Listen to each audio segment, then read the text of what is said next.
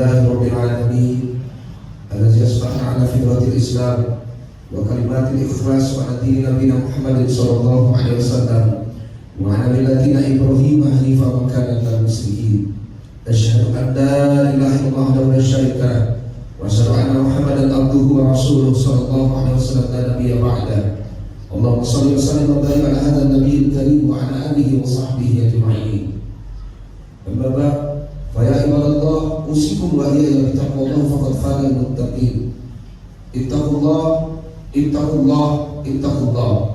Ittaqullah haqqa tuqatih wa la tamutunna illa wa antum muslimun. Wa qala Allah ta'ala fi kitabihil karim, a'udzu billahi as-sami'il 'alim minasy syaithanir rajim. Bismillahirrahmanirrahim. Zuyyina lin-nasi hubbu ash-shahawati minan nisa'i wal banin wal qanatir al-muqattarati minaz zahabi wal fiddah wal khayl al-musawwamati wal an'ami wal harth. Dzalika mata'ul hayatid dunya wallahu 'indahu husnul ma'ab. Dijadikannya terasa indah dalam pandangan manusia cinta terhadap apa yang diinginkan berupa perempuan-perempuan, anak-anak, harta benda yang bertumpuk dalam bentuk emas dan perak, kuda pilihan, hewan ternak dan sawah ladang. Itulah kesenangan hidup di dunia, dan di sisi Allah tempat kembali yang baik. Surah yang ketiga, surah Ali Imran ayat yang ke-14. Bapak-bapak, saudara-saudaraku jamaah Jumat yang dimuliakan Allah Subhanahu wa taala. Sebagai insan yang mengaku beriman kepada Allah, marilah kita memperbaharui rasa syukur kita kepada Allah Subhanahu wa taala, dan juga memperbaharui taubat kita kepada Allah.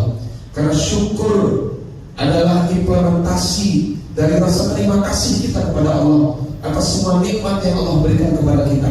Tidak cukup dengan hanya mengucapkan hamdalah, tapi dibuktikan dengan menggunakan semua nikmat yang Allah berikan itu kepada jalan yang Allah berikan.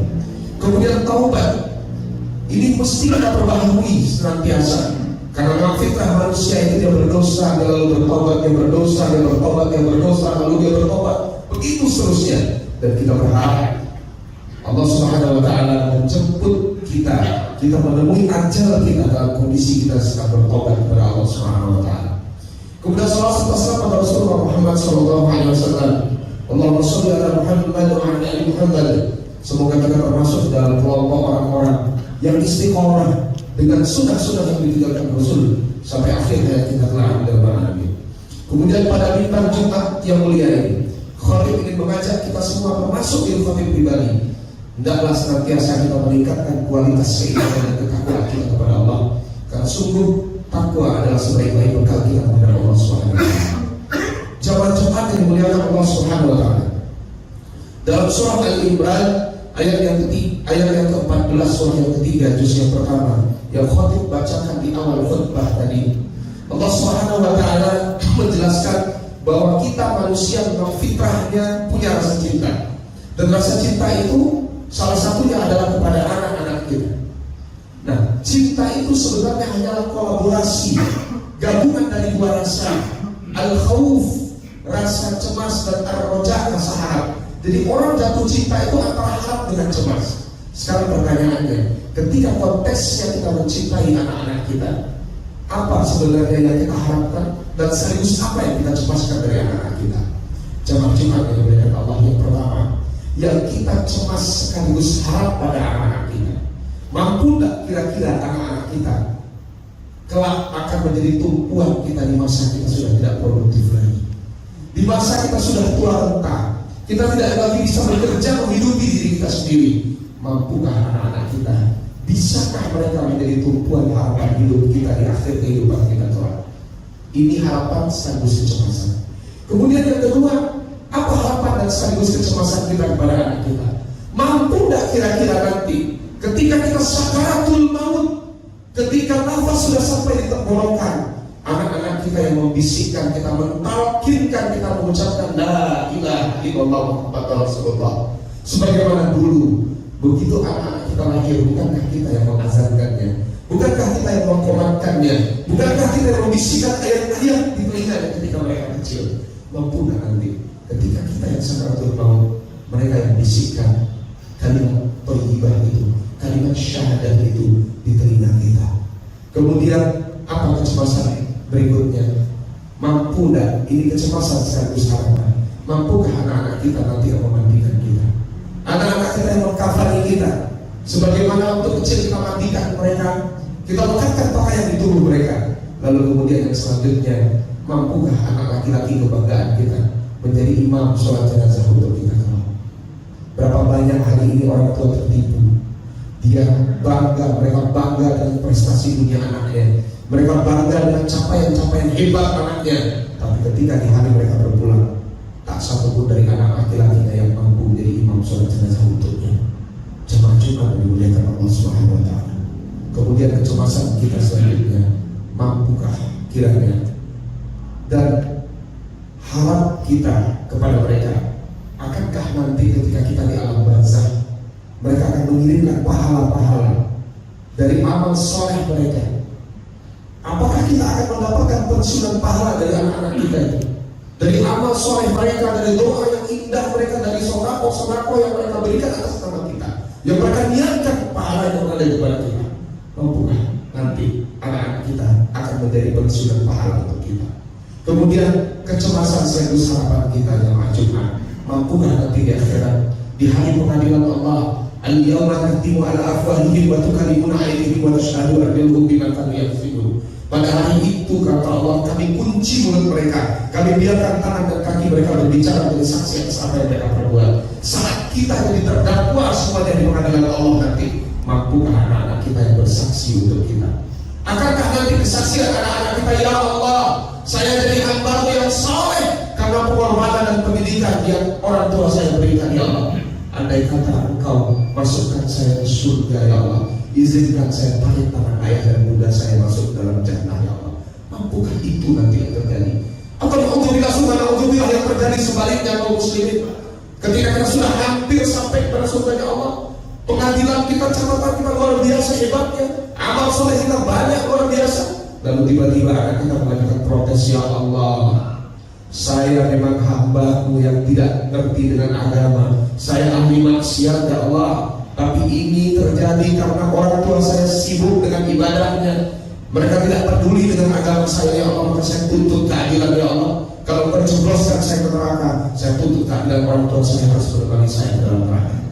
Jemaah Jumat yang dimuliakan Allah Subhanahu wa Ta'ala, inilah harapan sekaligus kecemasan kita.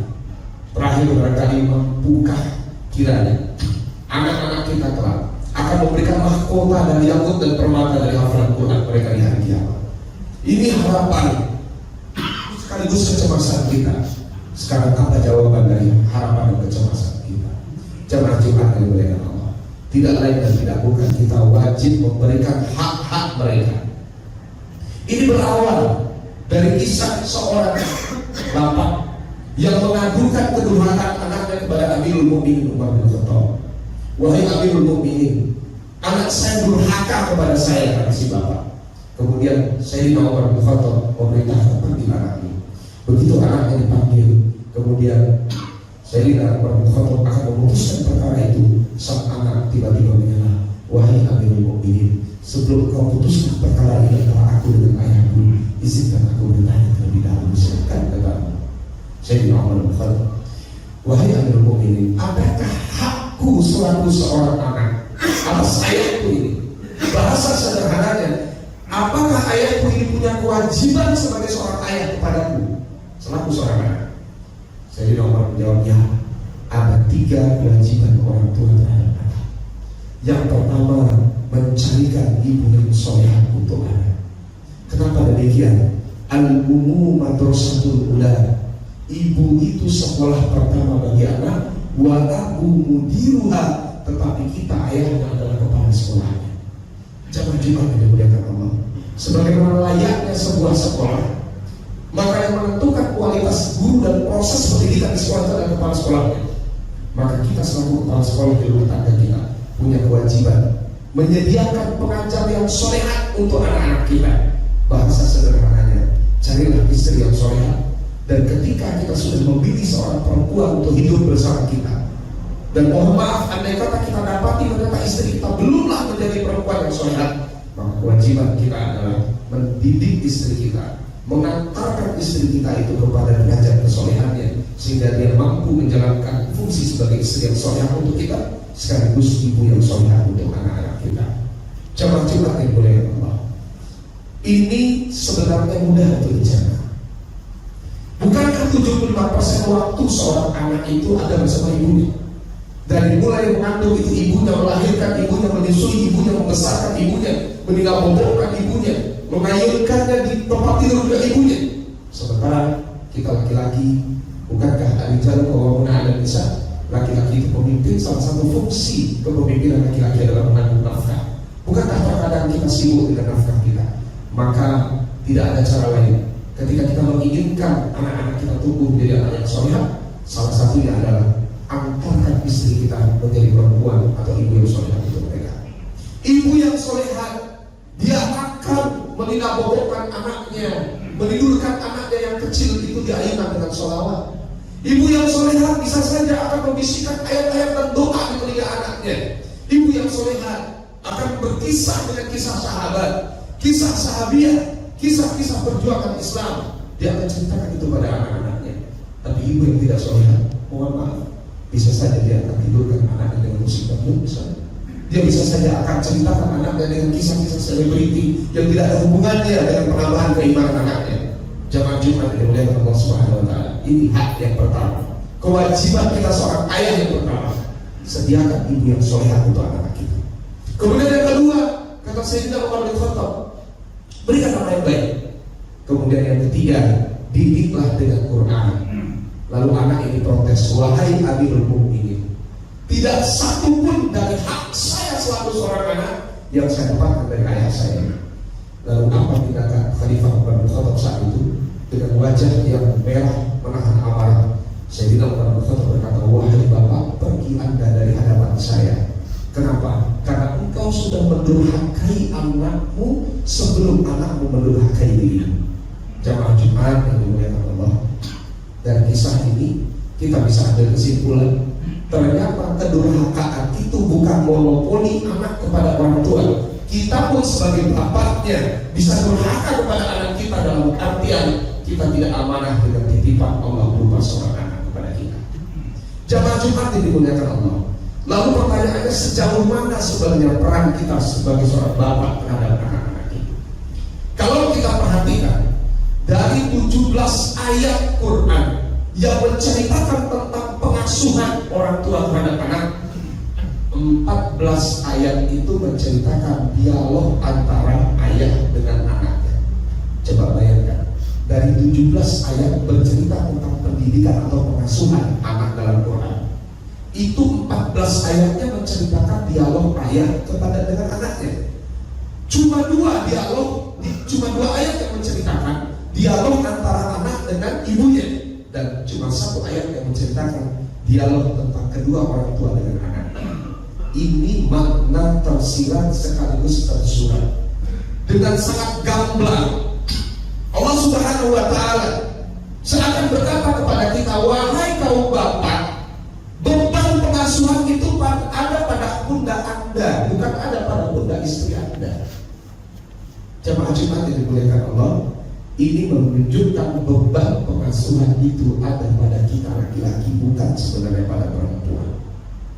Makanya berlaku pepatah Arab tadi, al-ummu madrasatul ula, ibu itu sekolah pertama bagi anak, wa abu mudiruha, tapi ayahnya adalah kepala sekolah. Ada yang menarik, Khotib pernah membaca dalam sebuah hasil penelitian, ternyata Indonesia ini tercatat sebagai negeri, kalau Khotib tidak salah, itu negeri nomor 6 di dunia tanpa ayah. Jadi Indonesia tercatat negeri nomor 6 di dunia tanpa ayah. Apa maksudnya? Ayahnya ada secara biologis, tapi ayah tidak hadir secara psikologis. Kalau kita ingin melihat ini dengan objektif, sederhana saja. Coba kita pergi ke sekolah-sekolah, baik itu sekolah negeri ataupun sekolah swasta, pondok pesantren, boarding school misalnya. Coba lihat, ketika ada undangan yang disampaikan pihak sekolah, orang tua diminta hadir urusan anaknya, apakah rapat, wali murid kah namanya, apakah pembekalan parenting kah namanya, coba lihat, siapa yang paling banyak hadir di sini? Ayahnya kah? Atau ibunya kah?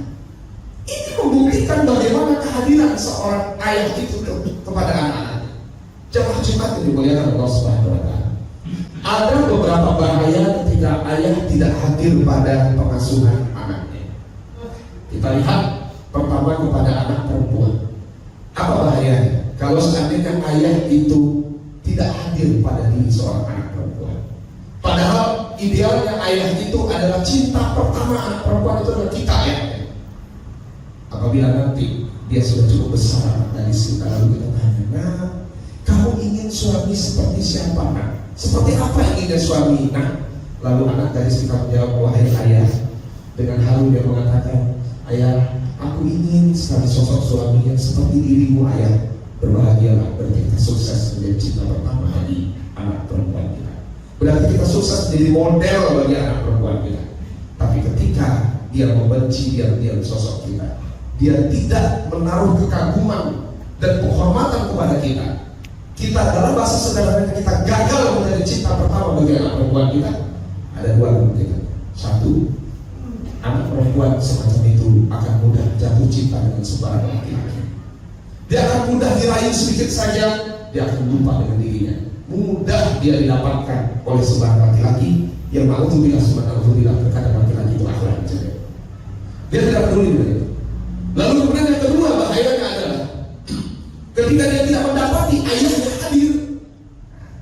Ketika dia menikah nanti berkonflik sedikit saja dengan suaminya, dia mudah sekali untuk menggugat cerai suami. Ini bahaya. Dan kemudian yang ketiga, ini yang paling fatal.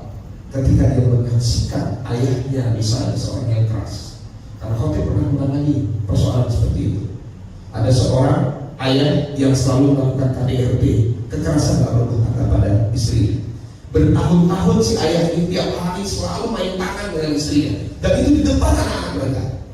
Kemudian anak perempuan yang paling besar setiap hari memeluk ibunya, menghapus air mata ibunya, mengusap rambut dan kepala ibunya, mencium pipi ibunya, menenangkan ibunya, menyelamatkan ibunya dari amukan ayahnya. Tiga hal tertanam dalam hati anak itu, di otak bawah sadarnya tertanam. Yang pertama, semua laki-laki itu jahat. Dia lihat bagaimana perlakuan ayah kepada ibunya. Yang kedua, tertanam di otak bawah sadarnya itu adalah, saya lindungi ibu saya, berarti saya adalah kawam, saya adalah pelindung.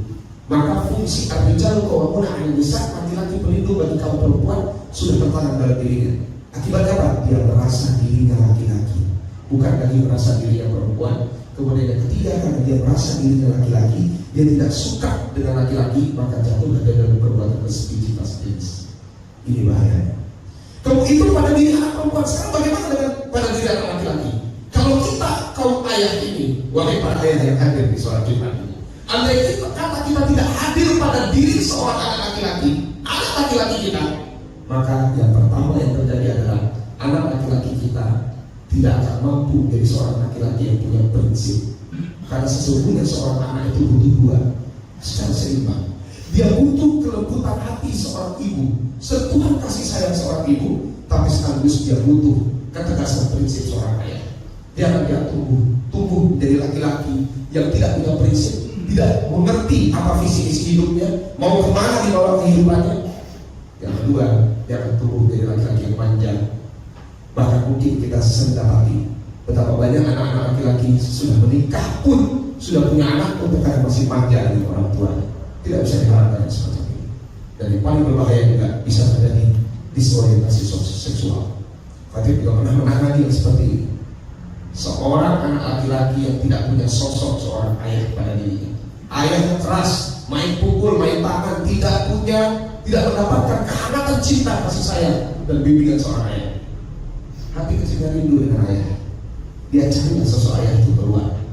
Dan ternyata kata Allah naasnya dia bertemu dengan kelompok laki-laki yang orientasi seksual yang menyimpang. Jadi dia seorang begini. Kenapa? Karena dia sering sosok laki-laki yang cari dua. Dia tidak dapati sosok laki-laki itu pada dirinya. Maka kemudian terakhir, sebelum khutbah Jumat yang singkat ini khotib tutup, jamaah Jumat yang dimuliakan Allah Subhanahu wa Ta'ala, barang siapa yang memiliki anak laki-laki, persiapkan anak laki-laki kita terhadap 5 hal. Yang pertama, siapkan anak laki-laki kita untuk bertanggung jawab merawat kita orang tuanya.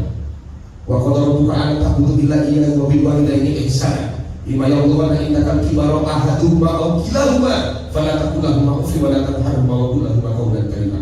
Siapkan anak laki-laki kita merawat kita kelak dengan penuh kasih sayang, tanpa tanpa cis, tanpa mengeluh. ikhlas dia merawat kita. Kemudian yang kedua, siapkan anak laki-laki kita menanggung nafkah kita selaku orang tuanya. Kemudian yang ketiga, siapkan ia menjadi kolam pelindung bagi ibunya, bagi istrinya kelak, bagi anak laki-laki yang pula kelak, cucu-cucu kita, dan bagi anak perempuan yang kelak. Kemudian yang keempat, siapkan anak laki-laki kita menyelenggarakan jenazah kita orang tuanya.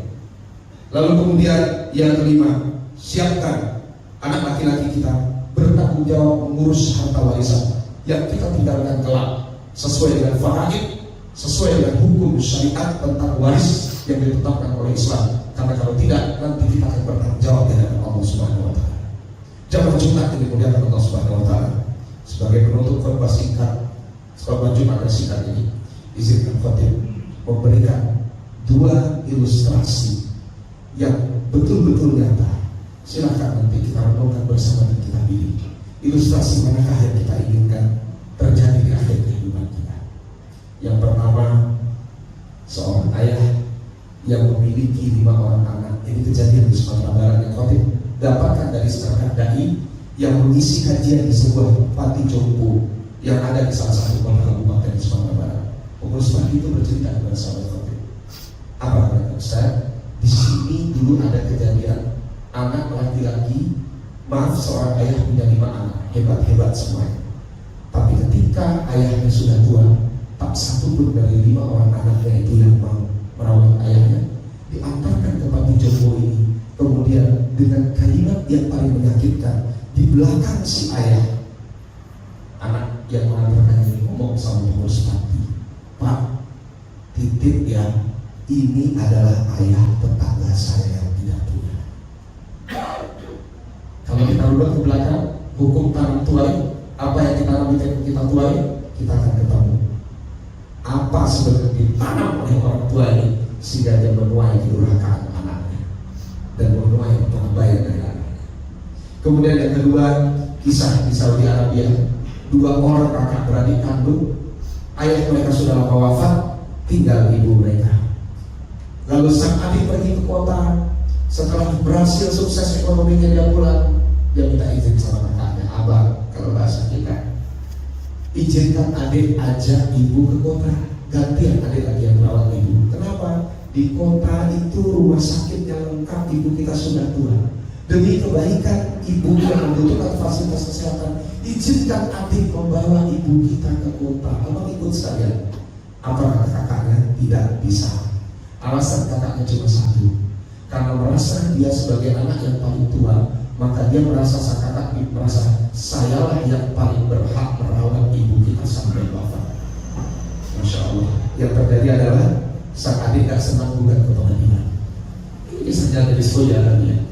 Sampai hakim yang mendatangkan ke ibunya, panggil ibu kalian, dipapah, digendong oleh mereka berdua, dihadapkan di depan hakim seperti ratu didudukkan di singgasana. Lalu kemudian hakim berkata, wahai ibu, Anda diperebutkan 2 orang anak laki-laki Anda. Apa pendapat Anda, Bu? Lalu ibunya mengatakan, wahai Tuan Hakim, anak sulung saya mata kanan saya, anak bungsu saya mata kiri saya akan putuskan.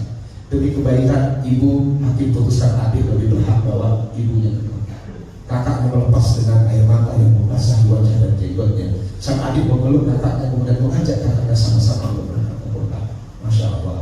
Mereka berdua ribut di pengadilan, bukan memperebutkan harta warisan yang banyak membuat anak-anak hari ini saling bunuh-bunuh, hilang cinta dan kasih sayang dengan seorang kandungnya. Demi Allah, peristiwa di Saudi Arabia ini yang mereka perebutkan adalah berebut kunci untuk masuk surganya Allah, merawat ibu mereka. Manakah kira-kira yang kita inginkan terjadi di akhir kehidupan kita? Selamat memilih hukum tanam tuai. Apa yang kita tanam, itulah yang kita tuai. Kita tanam keimanan di hati anak kita tuai bakti dan kemuliaan sampai akhirat. Kita tanam cuma dunia dan kita abaikan keimanan dan agama anak-anak kita, maka tunggulah yang kita tuai adalah